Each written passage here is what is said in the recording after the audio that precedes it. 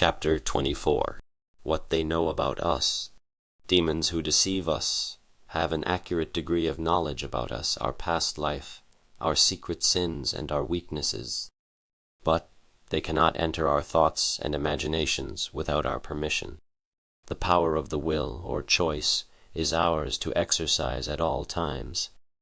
It is our privilege and duty to surrender our will to the Savior, so that we do not allow the devil to tempt us and overpower us.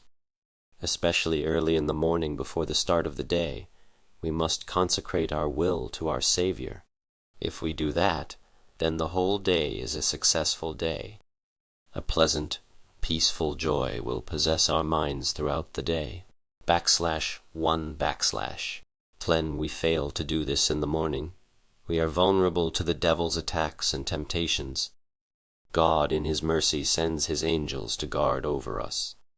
But if we will fully ignore devotional time with God in the morning, God may allow us to venture onto Satan's ground, where temptations are abundant.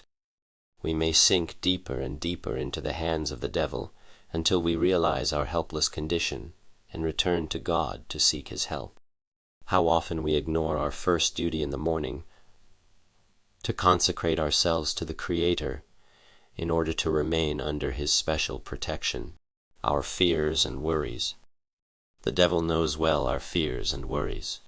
He tries to capitalize on these areas so that our courage fails and hopes vanish.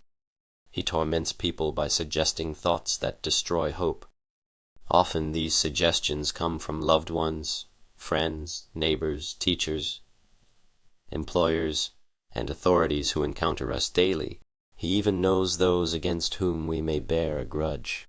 He comes into our dreams in the form of such people to torment us. Fears, insecurity feelings, and worries are always suggested by the devil. It is through these feelings the devil plays his sinister games. These elements of fear and worry should not be present in us when we wish to cast out demons in others, because the devil can easily taunt us on these emotions and overpower us in a spiritual battle. The Bible tells us that God hath not given us the spirit of fear, but of power, and of love, and of a sound mind. 2 Tim 1:7. Our past sins and guilt. The devil knows our past sins and our guilty consciousness. This is another inroad of the devil.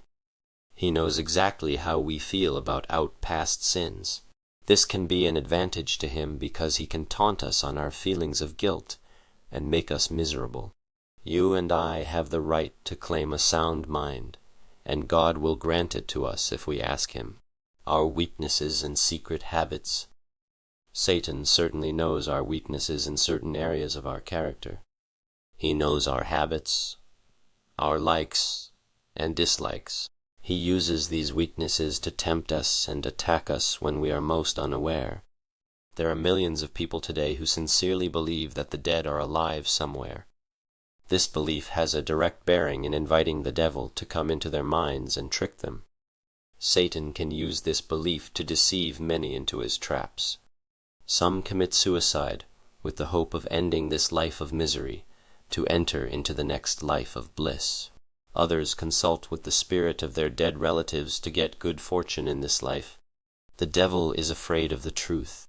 He is also afraid about the good news of Jesus and his power to save sinners. This is the one sure thing he hinders people to know, since his power will be broken if the truth of the Bible and the power of the gospel is known and understood by man. Superstitions are attempts of the devil to pervert truth.